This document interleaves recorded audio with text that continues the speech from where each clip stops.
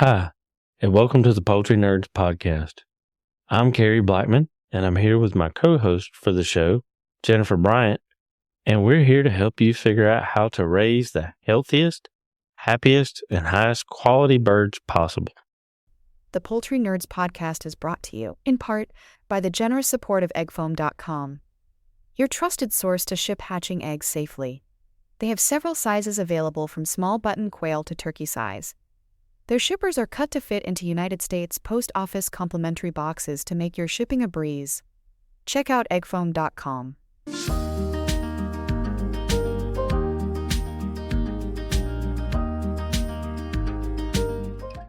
And based on the calculator that you put in the group for this past week, you'd be spending 3 cents less per chicken when you feed them and saving yourself a lot of time.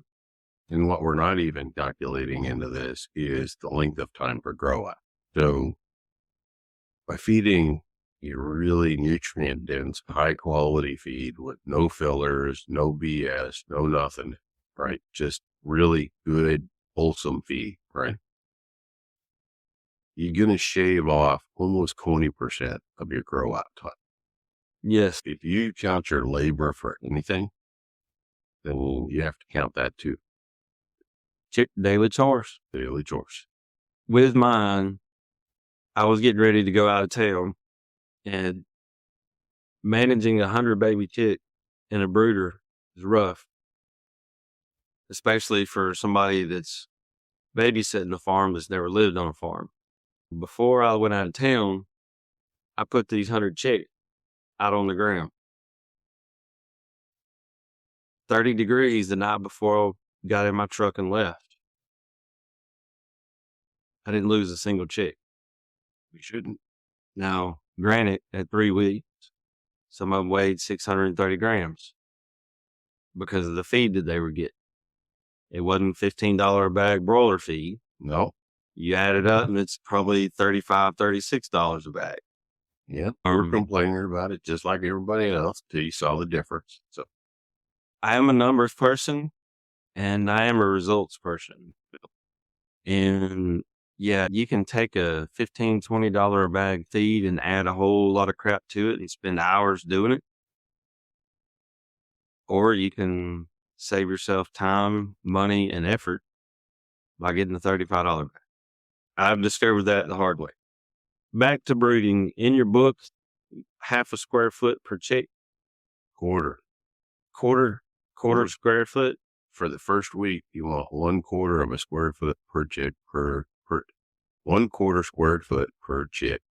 For each week that you have that chick in a brooder, you will increase by one. Start with 1/4, you'll increase by 1/4. So if they're in there for 4 weeks, they need 1 square foot. You do that with 100, it gets a lot of space quick. But if you don't, your bedding's going to get away from you. I don't care what bedding you're using. Your air quality is going to get away from me. You're going to end up with a stinking mess. You're going to end up with sick chicks, right? Just something that I've observed. I give them 1/4 square foot. I keep gradually increasing that each week. So it's important to not come down to that 1/4 square foot because got to have them find feed and water in that first 24 to 48 hours.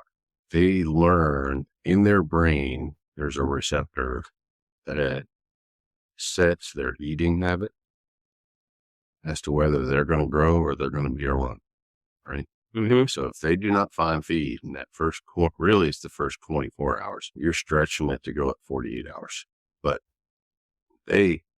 so really when you put them in the brooders and you put them in there tight, I don't want them to go more than 6 inches without either running into food or water. Right?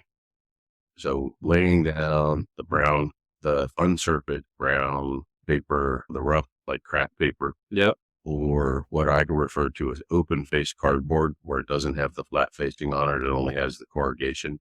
You lay that down, put feed on it, put your feeders there, but you also spill feed around.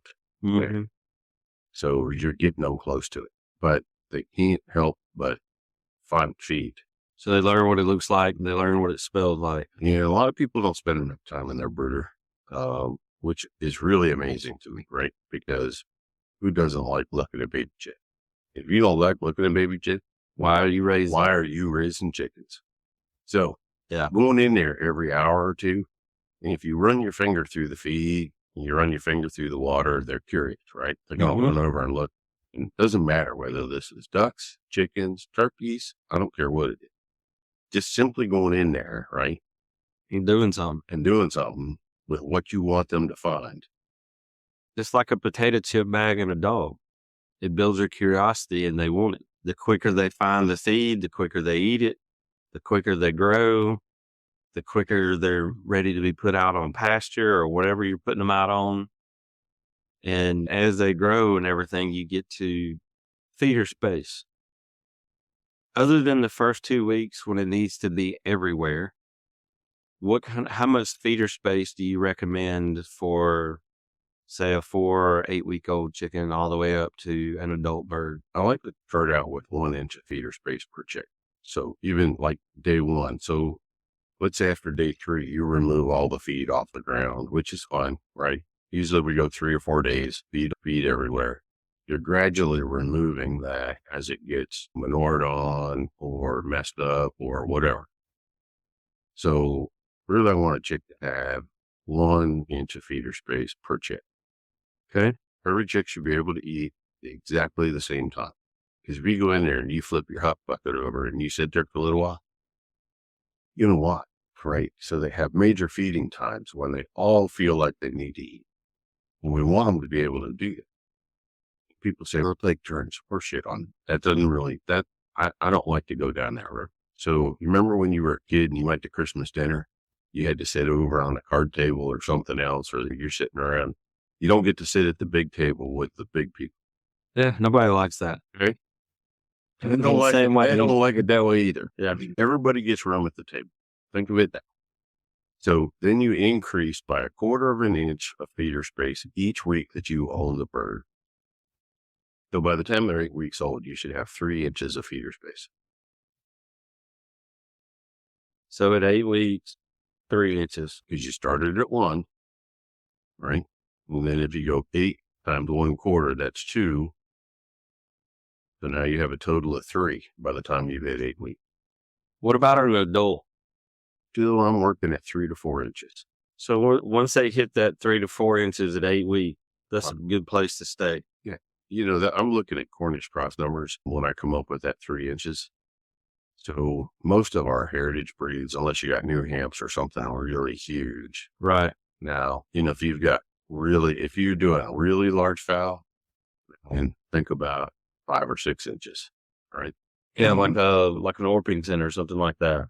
So you need to go out there and you need to look. Again, flipping over your hot bucket, spending a little bit of time observing your birds right after you feed them is perfect. You go out, you fill the feed troughs or whatever you do. Please don't feed full time, all the time, every time. I am not a fan of once they're adults or once they get past puberty and they're hitting that adult stage. I really want them to clean up the feed that you give them every day and have some limitation on it. Okay. With that, is there a particular time of day? So sitting on my bucket, watching my chickens in the backyard and paying attention, I noticed that the feeders were packed 1 hour before the sun went down, 1 hour before sunset. I would watch. It didn't matter when we fed them, right? I could have fed them 3 hours earlier or 2 hours earlier, whatever. But on their own, a normal, right, they would circle and fill that feeder. And everybody wanted to fill up, right? You know, they got a big old crop bulging. They want to go to bed with a full belly.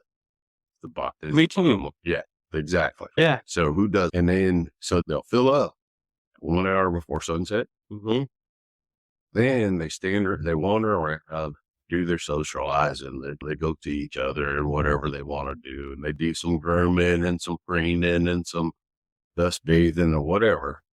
But actually after that, 1 hour before sunset, they just in an open range or free range environment, they just gradually do their thing, but they're migrating back to the root. Mm-hmm. So when that sun goes down, they're already, They want to be on the roof. And then I noticed with our Americanas, they went to roost first. You know why? They wanted the highest spot on the roof. They fought horribly. I'm not a fan of Americanas. I like how they look. I'm not a fan. I won't own Americanas ever again because they're ornery animals. They had to be at the top rung of the roof. Learning from that, I actually decided my roost would no longer be a ladder roost. My roost would be level. I socialized my chickens. I took a socialist view on my chickens, and they all had level roosting. So I eliminated the fighting for the top spot. See, I have some of mine, they like to be high. Mm-hmm. And I have some dog kennels that are 5x10 that have an A-frame roof on them. And in them, as they were growing, you can fit a 2x4 in there perfectly. So I put it up about 1.5 feet, and then the next one I put about 2.5 feet, a little staggered over. And as they grew and kept going higher and higher, I just moved them higher and higher. There's only 4 or 5 birds in one of these breeding pens. But every night when I look out there, they're 6 feet high. Yeah, but they all need to be the same level. They are all. So that, because if they have to fight for that top position, yeah. Before I had chickens, we would use the term pecking order as a punchline or something. There is a pecking order. Right? It's real obvious. It is real obvious, and especially when it comes time to roost. And I found it hilarious that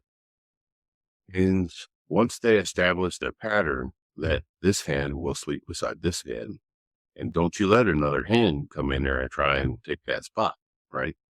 There again. So they have socialized and they have paired themselves, and like, this one's okay with this one, but we'll let this one try and get in that spot.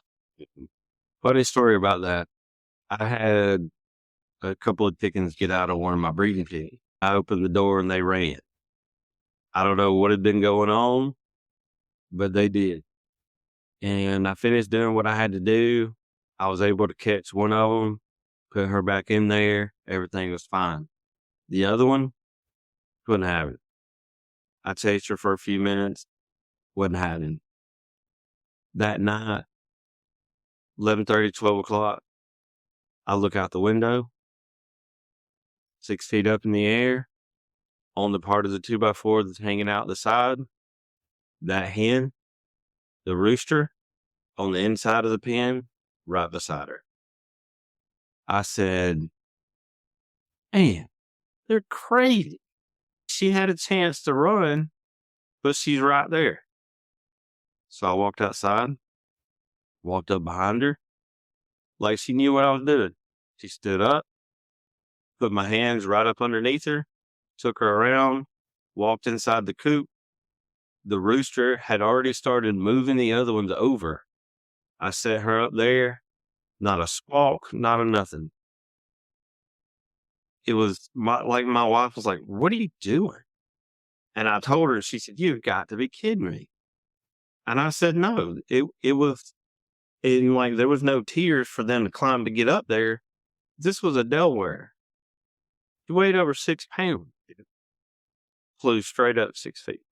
So I believe in that, and I believe that they like to be in the correct order side by side at night.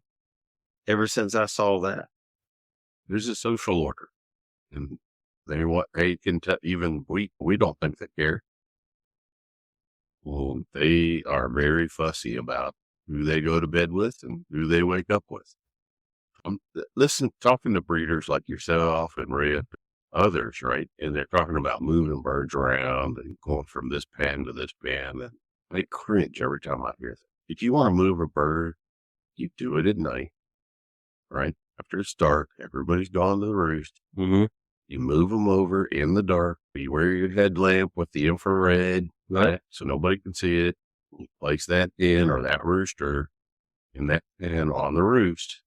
Look, it's funny, but it's not funny. But I have figured out that It's not okay to go to bed with a stranger, but it's okay to wake up with one. I can see how it's less frowned upon. Yeah. I have a green headlamp that I use. It's rechargeable. And my backyard, which is where I have all my breeding pens, it is dark at night. And when I go back there with that green light, it doesn't scare them. They're, it's just like the infrared, only a lot easier to find. Because I tried finding the infrared headlamp, and even on they wanted a fortune. But all the new hunting lights have gone to the greens. Yeah. You don't see the reds like you used to. Yeah. For that same reason, evidently the green is not detectable. It's not frightening to the wildlife. And so it just worked better. But with us talking about feeder space and all that good stuff, is there a certain height? How high do you want a feeder or water off the ground? What makes it important? Look, again, we've known this for 100 years. The lip of the feeder, whatever the bird has to reach over, needs to be level or at the same height as average bird, okay, where the neck meets the rest of the body. And the reason we do this, both for feeding and water, is we reduce spillage. If you ever actually, again, flip your bucket over and actually watch your bird, and they've got to pick the feed up, but then they have to straighten their head, they have to straighten their neck and look up to the sky to actually get the water in. The further the distance from where she gets the water to where she can tip her head is only a spilling hazard. So if you like to replace your bedding and you like wet bedding, you just keep it on the ground. Right. For the rest of us who want to save money and time, because you're going to waste almost 30% of your water by keeping your water on the ground versus having it at the appropriate. The same is true with feed. Okay? I can tell you how many folks like yourself, and not you, but how many breeding folks or how many chicken folks I talk to, and they're like, there's feed all over the place, they're wasting it, right? If you have it too low, they're going to bury their head in that feed. They're going to sling it side to side. And what they're looking for, giant nugget of corn. They know there's one in. And they're going to sling them until they find it.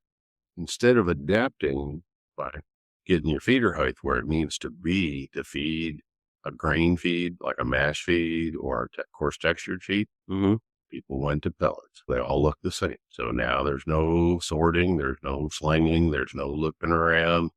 Right. So now you've taken away the chicken's ability to select I look at that as taking away their foraging. Kind of. Because when they forage in the woods and look for stuff, they're looking for a particular thing. And I think that activity is important to maintain the quality of the bird. Just my opinion. It all goes together for proper mental health and well-being. And that's the way I look at it. The bird, just like you said, all of us creatures, if I go to a buffet, I'm looking for certain things. Right. When that chicken comes up to the feeder. Now, when you first put the feed in, if you let the feed run down to that residual 5 or 10%, like you should, when you come in and refill the feeder, they're not sorting. They're not looking. Right now, they just want to get their food. They just want to eat. They're going to fill their beaks. They're going to fill their crop. People that like to have free choice 24/7, all the feed you want to eat, you are encouraging buffet eating. What I mean by buffet eating is not the sorting and selection. What I mean by that buffet eating is, how many times have you gone to a buffet, you see somebody who fills a plate, they only eat half of it because they didn't like it, and they leave it there for the waitress to carry it away. Okay? So now you're encouraging waste. By leaving a feeder full. Again, so then you switch over to pellet because they all look the same. The birds don't have the ability to self-select. I'm not a huge fan of pellets because of that, but I've found since feeding a better feed that chickens like the grains. Actually, given time, so I would challenge anybody who's sold on pellets to offer a combination of 30, 40% grain or pellet, and then the rest in grains, properly processed grains. And if you watch, give it a month and then pay attention. When you fill the feeder, what did they eat first? You flip your hog bucket over and you watch. Right. They're eating the grains. They're going to eat the grains first. Yeah. There's Like breed, candy. right? Now, if you're feeding grain feed, a good, properly processed grain, mash feed, and all of a sudden you run out, you got to run down to Tractor Supply and all they got is pellets. You bring that home, your hens are going to look at you like you got 3 hit. They're going to look at you like you're stupid. What do you want us to do with this? My cousin called me one day because he couldn't get his regular layer feed and said all they had was the pellets. I brought them home. He goes, my hens haven't eaten in 2 days. He goes, what do I do? Hurry up and get what they've been getting. I give them a Band-Aid on a gunshot wound, but we got past it. Go through the blender. Just wet them, like turn them into a wet mash, and they'll eat them as a wet mash. Yeah. And break them down a little bit. The other thing you can do is just go buy some wild bird seed anywhere, and just toss some of that in there to get them started eating. Then they'll accidentally eat a pellet. Then they'll realize it's not as bad as it looked. I'm hungry. I'm hungry. I don't even look at their pellet feeds.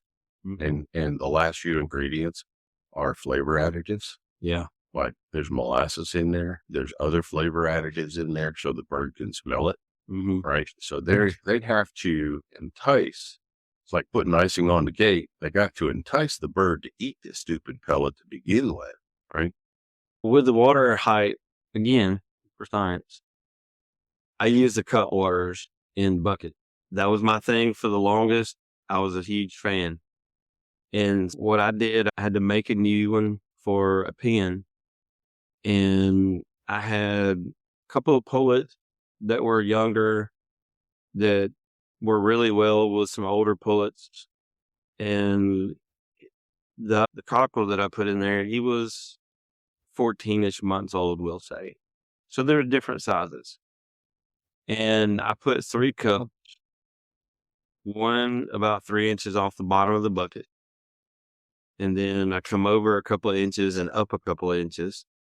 And so if you look at the side of the bucket, it looks like stair step until the tallest cup was, the top of the cup was about level with the wattle on his chin. And I was like, man, I got that a little too high. That one probably will never get used. But from what I saw, is they almost preferred to reach up and get a drink than lean their head over and get a drink. And I remember Rip saying, you need it level with the top of their back. And if you put it level with the top of their back, they do reach up a little bit to get it. And since then, I still use the bucket. The cups get on my nerves because when they get to horsing around in there, they'll pop one of the cups off. And if you can't find the spring, you got to chunk the whole thing, put a new one in. It's frustrating and gets expensive after a while. So what I've started doing with my breeding pens, and having 16 of them, I know this is not going to be the cheapest solution, but in the long run, it will be. I started swapping over to bell waterers. Now, I understand the bell water for 5 birds is a bit overkill. Not hardly. They don't spill it. They haven't broke one of them yet. Now, a lot of my breeding pens are the bottom 4 feet is solid roofing metal. And then the top 4 feet of them is 2x4 wire all the way around. And then they have metal roofs on top.